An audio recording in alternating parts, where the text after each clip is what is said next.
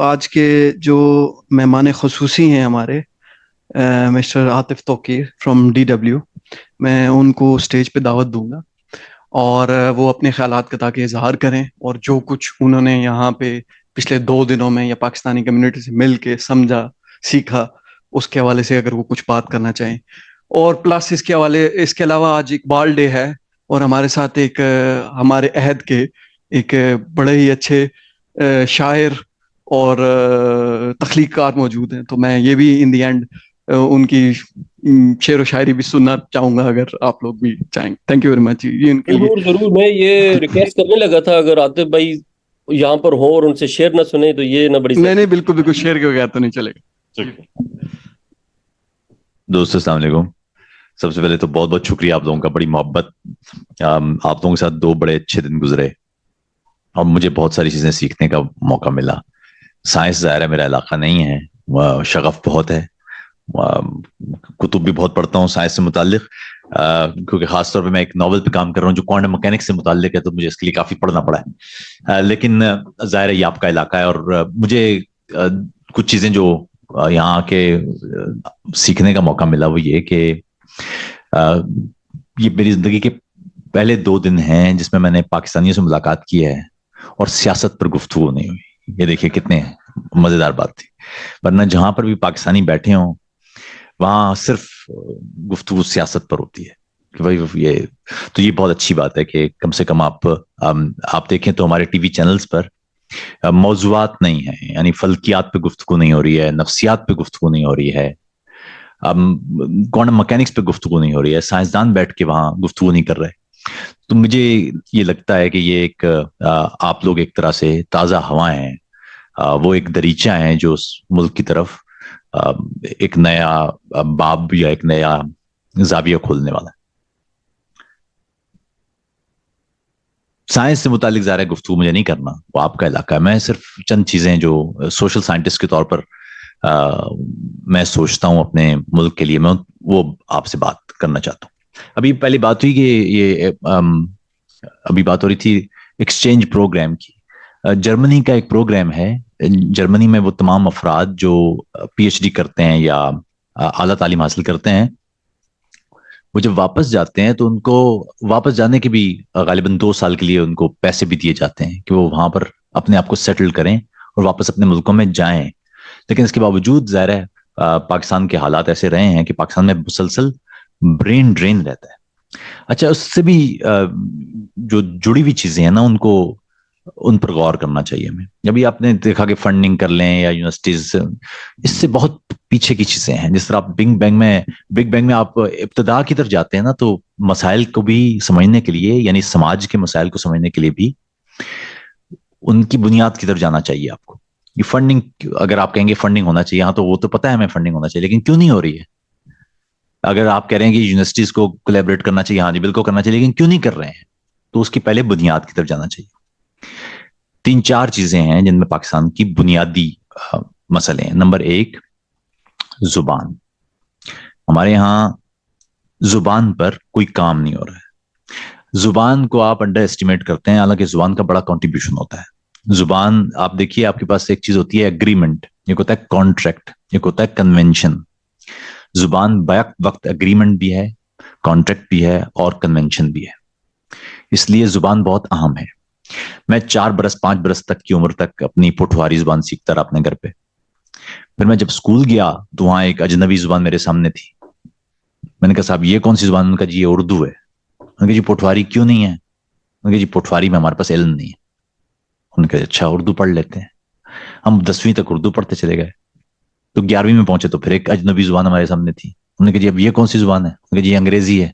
उनका जी अंग्रेजी क्यों है? उनका जी उर्दू में हमारे पास इल्म नहीं है। तो उस बच्चे को ना पोठवारी ठीक आएगी, ना उसको उर्दू ठीक आएगी, ना उसको अंग्रेजी ठीक आएगी। आप जब तक बाब नहीं खोलेंगे जुबान का, आप नॉलेज तक एक्सेस ही नहीं कर सकते। तो आप यहाँ उर्दू बोल रहे हैं, आप ये देखिए कि पाकिस्तान में कितने लोग हैं जो अच्छी उर्दू बोल सकते हैं, या अच्छी अपनी मादरी जुबान बोल सकते हैं, या अच्छी अंग्रेजी बोल सकते हैं। वो बेचारे मजबूरी में उर्दू बोल रहे हैं, मजबूरी में अंग्रेजी बोल रहे हैं, मजबूरी में अपनी मादरी जुबान बोल रहे हैं। इसलिए वो किसी भी जुबान को पूरी कुदरत के साथ बोल नहीं पा रहे, और इसी वजह से उस जुबान के साथ जुड़ा हुआ लिटरेचर اور علم وہ اس تک نہیں پہنچ رہا. زبان کوئی بھی ہوتی ہے اس کی بنیاد وہ بنیادی عناصر پر ہے. پہلا عنصر ہے زبان کا کہ اس میں علم ہو, اور دوسرا عنصر ہے اس میں روزگار ہو. ان میں سے ایک بھی عنصر آپ کم کریں گے آپ کی زبان کمزور ہونا شروع ہو جائے گی. آپ اپنے بچے کو صرف پنجابی یا صرف اردو سکھائیں گے تو آپ اس کے ساتھ بڑی زیادتی کریں گے, اس لیے کہ اس بچے کے لیے علم کے راستے اپنے روک دیے. ایک خاص حد کے بعد اردو میں علم نہیں ہے, ہمیں پتا ہے. آپ یہ دیکھیے کہ فارس ہم سے چھوٹا ملک ہے, ایران, لیکن وہاں آپ ویکیپیڈیا پر ہی دیکھ لیجئے کہ ان کے پیجز کتنے اور ہمارے پیجز کتنے ہیں. اردو اتنی بڑی زبان ہے لیکن ہمارا کنٹریبیوشن ہی کوئی نہیں ہے اردو میں. تو اس لیے ایک تو یہ معاملہ کہ سب سے پہلے زبان میں انویسٹ کرنے کی ضرورت ہے. سب سے پہلے زبان میں انویسٹ کرنے کی ضرورت ہے. آپ انگریزی ہی سکھا دیں پھر بچوں کو شروع سے, پہلے دن سے ان کو پھر انگریزی, جس طرح انڈیا میں کیا جاتا ہے. انڈیا میں کوئی قومی زبان نہیں ہے. انڈیا میں 18 دفتری زبانیں ہیں, قومی زبان کوئی نہیں ہے. ہر بچہ وہ اپنی جو اسٹیٹ کی زبان ہوتی ہے وہ سیکھتا ہے, لیکن ساتھ انگریزی سیکھتا ہے. اس طرح سے وہاں کی ان کی جو پچھلے آپ نے دیکھا ہوگا کہ پچھلے 90 کی دہائی سے اب تک ان کی انگریزی میں پروگرس کتنی ہے اور ہماری انگریزی میں پروگرس کتنی ہے. تو اس لیے یہ ضروری ہے, کیونکہ اگر آپ علم حاصل کرنا چاہتے ہیں, بین الاقوامی علم حاصل کرنا چاہتے ہیں, دنیا بھر میں جو ریسرچ ہو رہی ہے, جو ٹیکنالوجی ڈیولپ ہو رہی ہیں, ان تک ایکسیس کرنا چاہتے ہیں, تو آپ کو اچھی زبان آنا چاہیے. یہ ایک معاملہ ہے. دوسرا معاملہ یہ ہے کہ علم پیدا کہاں ہوتا ہے. آپ نے کہا جی یونیورسٹیز میں علم پیدا کہاں ہوتا ہے. علم پیدا ہونے کے لیے علم کی کوئی ایک بنیادی انوائرمنٹ ہے علم کا. علم ہر جگہ پیدا نہیں ہوتا. علم پیدا ہوتا ہے, اور ویسے آپ نے سنا ہوگا نا, یہ نالج علم بانٹنے سے پھیلتا ہے. یہ کوئی بالکل نہیں پھیلتا علم بانٹنے سے, انفارمیشن بانٹنے سے پھیلتی ہے. علم نہیں پھیلتا. علم ہوتا ہی را ہے, علم ہوتا ہی سوال کی صورت میں ہے. جب آپ بہت ساری ڈائیورس معلومات حاصل کرتے ہیں, یعنی معلومات, انفارمیشن, وہ آپ کے اندر جا کے علم بنتی ہے, لیکن جیسے ہی آپ اس کو کنکلوڈ کرنے کی کوشش کرتے ہیں وہ پھر انفارمیشن بن جاتی ہے. تو ہم انفارمیشن پھیلاتے ہیں. ہم جس دنیا میں رہتے ہیں وہ انفارمیشن کی دنیا, وہ علم کی دنیا نہیں ہے. علم سوال کے ساتھ جڑا ہوا ہے. تو سوال یہ ہے کہ کیا آپ کے معاشرے میں سوال ہے؟ بدقسمتی یہ ہے کہ آپ کے معاشرے میں ہر بچے کو جواب یاد ہے, سوال یاد نہیں ہے. چھوٹا سا بچہ ہوگا, وہ ساری باتیں آپ کو طوطے کی طرح رٹی ہوئی بتا دے گا کہ جی ایسے, یہ ایسے ہوتا ہے, یہ ایسے ہوتا ہے, یہ ایسے ہوتا ہے, یہ ایسے ہوتا ہے. جس معاشرے میں آپ بچے کو سوال کی بجائے جواب سکھائیں گے وہ معاشرہ برباد ہو جائے گا. یاد رکھیے گا. آپ یہاں دیکھیے, جس کانٹیننٹ میں آپ بیٹھے ہوئے ہیں, اس کانٹیننٹ میں بھی اسی طرح جواب رٹ لیے تھے انہوں نے, اور اس کا نتیجہ مسلسل تباہی اور وائلنس تھا. پوپ کے دور میں آپ دیکھیں کہ جو یورپ کا ہائرارکی کا سٹرکچر تھا, اس میں پوپ تھا ہی نہیں, خود تھا ہی نہیں.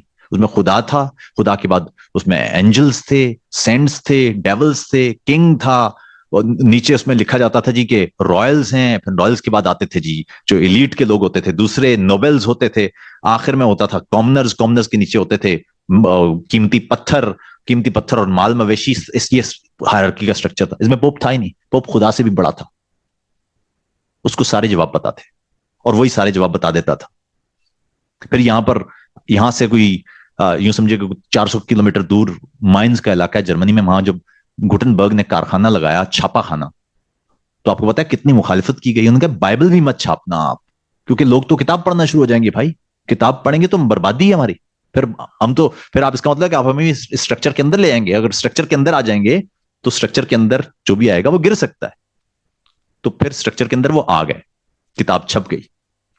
اسی جگہ پر آپ دیکھیں سوئٹزرلینڈ میں کیلوین تھا, ناردرن افریقہ میں سینٹ آگسٹین تھا, ایئرفورٹ جرمنی میں, جس کو جرمنی میں آکسفورڈ کہتے ہیں, ایئرفورٹ, وہاں پر مارٹن لوتھر تھا. مارٹن لوتھر نے 94 ہیپوتھیسس پیدا کیے تھے, جس سے پھر پروٹیسٹنٹ کی ایک پوری آرگنائزیشن بنی, ایک تحریک بنی. پہلی دفعہ پوپ پر سوالات آئے. پھر وہاں سے ہم آگے بڑھے تو پھر رینیسانس ہوا, اور پھر وہ رینیسانس بھی خونی رینیسانس ہے, ایک طویل اسٹرگل ہے سوال کی طرف.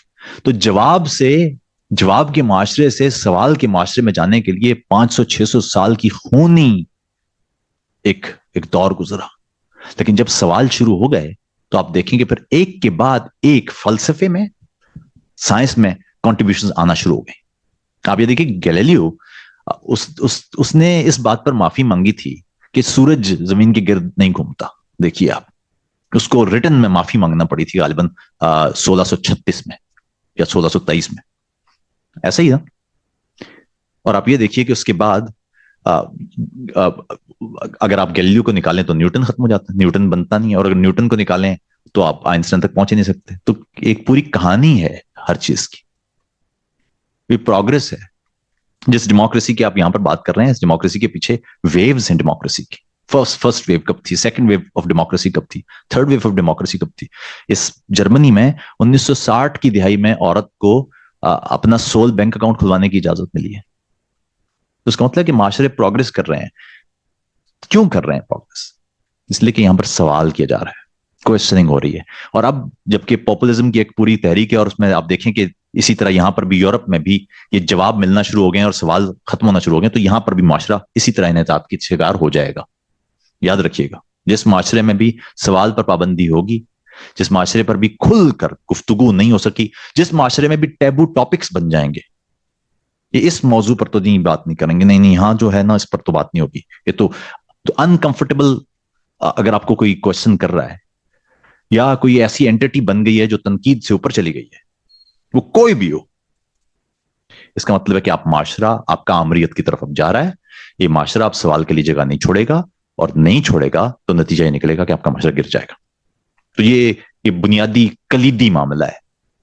اس لیے یہ جتنے بھی آپ نے باتیں کی ہیں بڑی سائنٹیفک باتیں, بہت اچھی باتیں, لیکن اس تک پہنچنے کے لیے آپ کو ایک بڑی بہت اسٹرگل کرنا پڑے گی.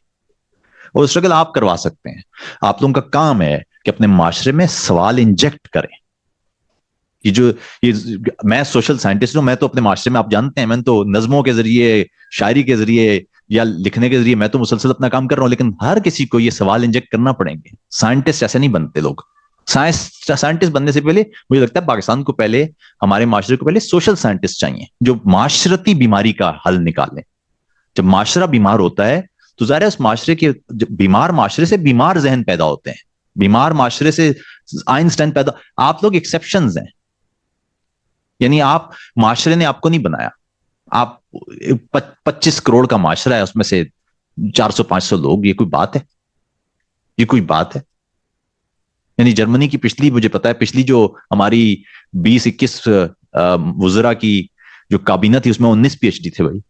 انگیلا میرکل بھی طبیات دان تھی. یعنی کوئی بات ہی نہیں ہے PhD کرنا. تو ہمارے معاشرے میں کتنے PhDs ہیں اور کیوں نہیں ہے؟ 25 کروڑ کے معاشرے میں کیوں زیادہ لوگ علم کی طرف نہیں جا رہے؟ اس کا مطلب ہمیں سوچنا چاہیے. کبھی کبھی کچھ انکمفرٹیبل ایریاز ہوتے ہیں, ان کو ایکسپلور کرنا چاہیے. جب تک ہم نہیں کریں گے, سب اچھا تو نہیں ہے. ہم اتنا بڑا ملک ہے نا, 5واں دنیا کا سب سے بڑا ملک ہے پاکستان, تو کیوں کنٹریبیوٹ نہیں کر پا رہا ہے؟ کیوں 0.1% ہے بھائی آپ کی کنٹریبیوشن سائنس کے لیے, سائنس کے لیے کیوں ہے؟ زیادہ ہونا چاہیے نا. کیوں غریب ہے پاکستان؟ کون سے وسائل نہیں ہیں اس کے؟ تو وسائل اس کا مطلب ہے کہ ایکسپلوئٹ ہو رہے ہیں. کون کر رہا ہے؟ ہم تک تو نہیں پہنچ رہے. 1 بلین کے لیے آپ IMF کے پاس جاتے ہیں, 1 بلین کے لیے. 1 بلین کا مطلب ہے 25 کروڑ کا, ایک بندے کے لیے $4 مانگ رہے ہیں آپ. یعنی کمال نہیں ہے. تو یہ ہے, یہ انکمفرٹیبل ایریاز ہیں, ان پر آپ کو کوشچننگ کرنا ہی پڑے گی, اور یہ آپ لوگوں کی ذمہ داری ہے. یہ میرے خیال میں یہ جب تک ہم اس سے باہر نہیں نکلیں گے اس وقت تک ہم آگے نہیں بڑھ سکتے. میں کچھ چیزیں آپ کی نظر کر دیتا ہوں جو, تاکہ وہ بھی رہے. کچھ اور سننا ہو تو مجھے بتا دیجیے گا. میں پہلے وہ جو ابھی ان کو سنا رہا تھا میں, ایک نظم ہے اضافیت, وہ آپ سائنسدان لوگ ہیں, ذرا آپ بہتر سمجھ سکیں گے. اس کا نام ہے اضافیت, یعنی ریلیٹیوٹی. یہ وقت کیا ہے؟ اضافیت ہے. یہ وقت کیا ہے؟ اضافیت ہے کہ جیسے گردش کی لمحہ لمحہ نگوں سری کو سفر سمجھنا. یہ وقت کیا ہے؟ اضافیت ہے کہ جیسے گردش کی لمحہ لمحہ نگوں سری کو سفر سمجھنا, کہ جیسے معکوس زاویوں کو سفیر گشت صحیح سمجھنا. یہ دائرہ وار گردشوں کے نکات مخفی کو دیکھ لینے کے ایک دعوے سے بڑھ کے کیا ہے؟ یہ وقت کیا ہے؟ یہ وقت کیا ہے؟ اضافیت ہے کہ جیسے گردش کی لمحہ لمحہ نگوں سری کو سفر سمجھنا, کہ جیسے معکوس زاویوں کو سفیر گشت صحیح سمجھنا. یہ دائرہ وار گردشوں کے نکات مخفی کو دیکھ لینے کے ایک دعوے سے بڑھ کے کیا ہے؟ ہم ایک گزشتہ سے حال اور پھر آئندہ ہوتے ہیں یا کھڑے ہیں. ہم ایک گزشتہ سے حال اور پھر آئندہ ہوتے ہیں یا کھڑے ہیں. زماں مکان کی ہر ایک تفہیم بخیا بخیا ادڑ رہی ہے کہ چار سمتوں کے اس تعاون کے بیچ بھی تو ہزار سمتوں کا جالسا ہے. ہر ایک یقین کو کسی حوالے، کسی تصور، کسی گما سے ہی نسبتیں ہیں. ہر ایک حرکت، ہر ایک سکونت تضاد ہو کے بھی منسلک ہے.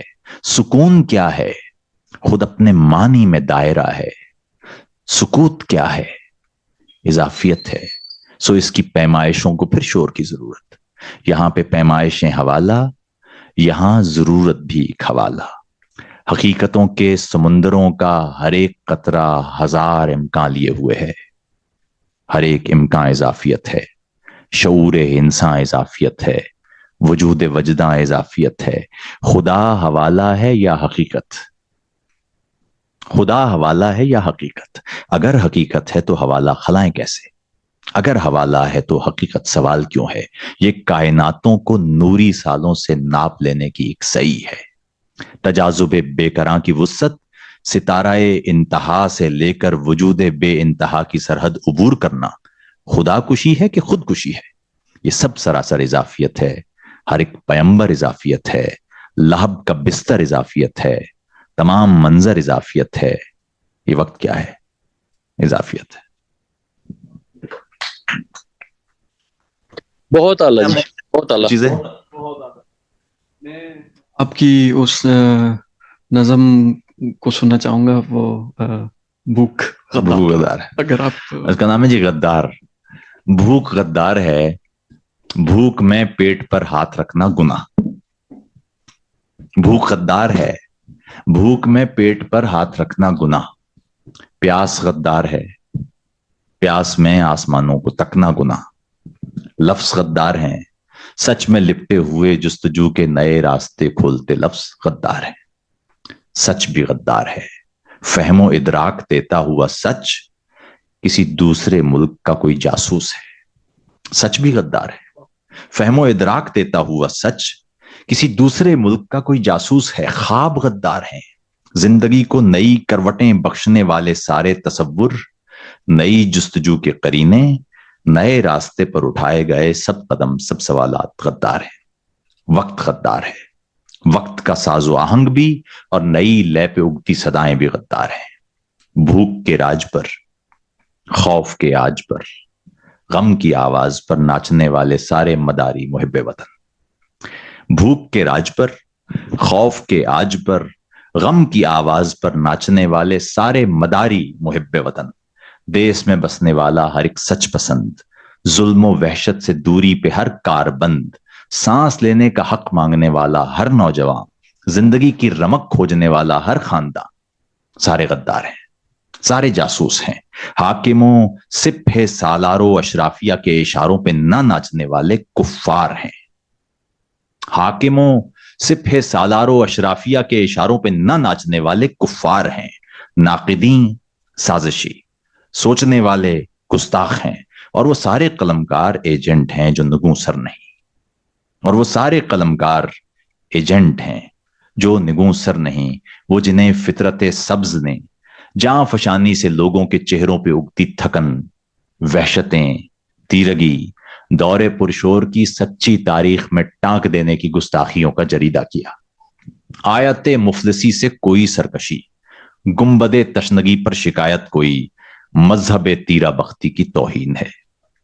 آیت مفلسی سے کوئی سرکشی، گنبد تشنگی پر شکایت کوئی مذہب تیرا بختی کی توہین ہے. اپنی دھرتی کے غلے سے اپنے لیے کوئی حصہ طلب کرنا الہاد ہے. اپنی دھرتی کے غلے سے اپنے لیے کوئی حصہ طلب کرنا الہاد ہے. اور ویسے بھی گندم تو شیطانیت ہی کی ایجاد ہے. بھوک غدار. شکریہ، شکریہ بہت. بہت اعلیٰ جی، بہت ہی اعلیٰ. Very much.